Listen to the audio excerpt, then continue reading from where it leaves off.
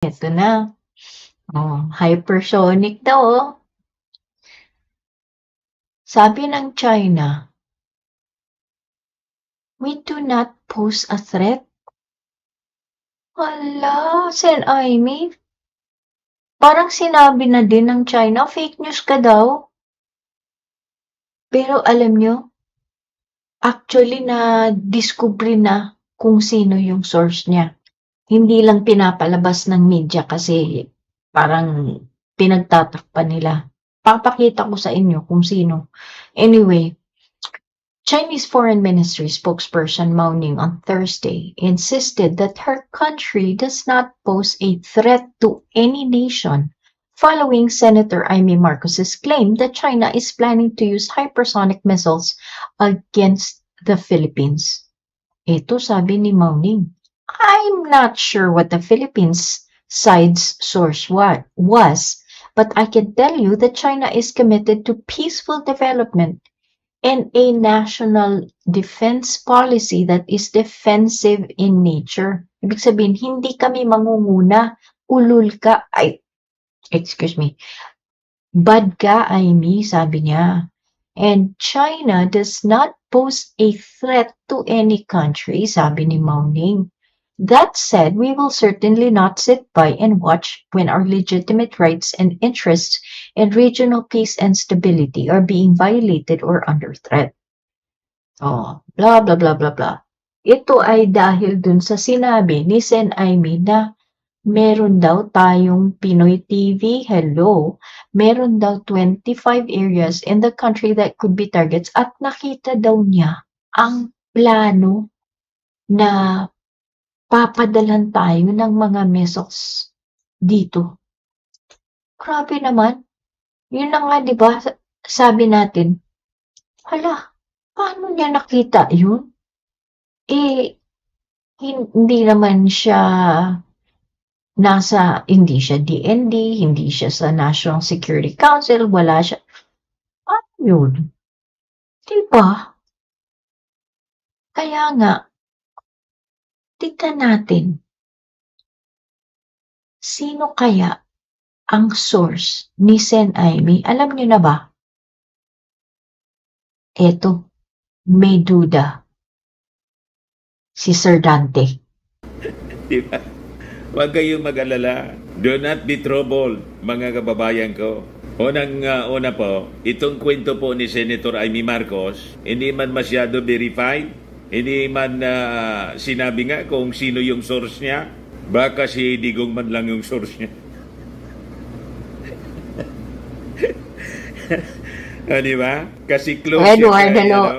dating Pangulong Digong. Ikaw na niya nagsabi.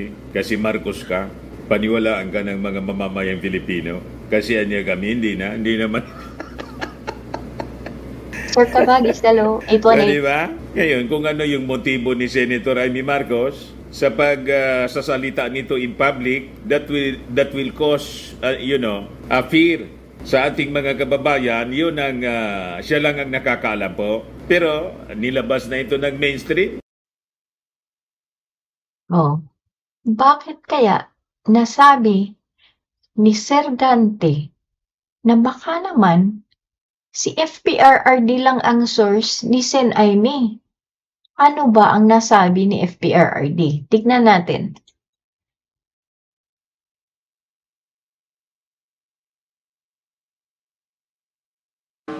Hello. A lot of countries now, America is one, even if they say that all the nations with the weigh-in is by my side, and I said, if it causes a third world war, what would be my point in insisting on the ownership of that body of water when the world is exploding?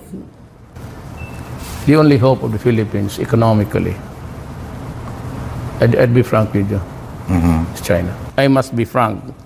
I must be honest enough to say that we need your help.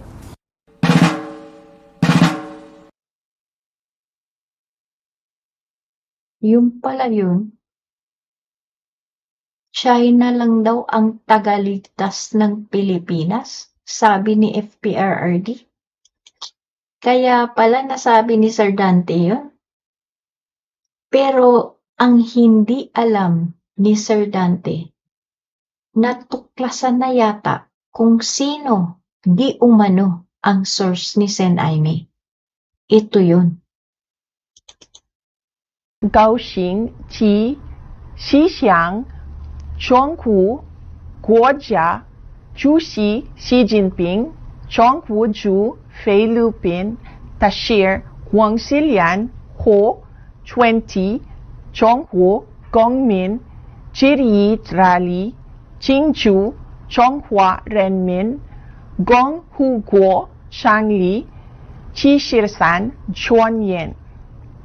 June 20，中国人国庆快乐！在新春到来之际，向友好城市并城人民拜年了，新年快乐，万事如意。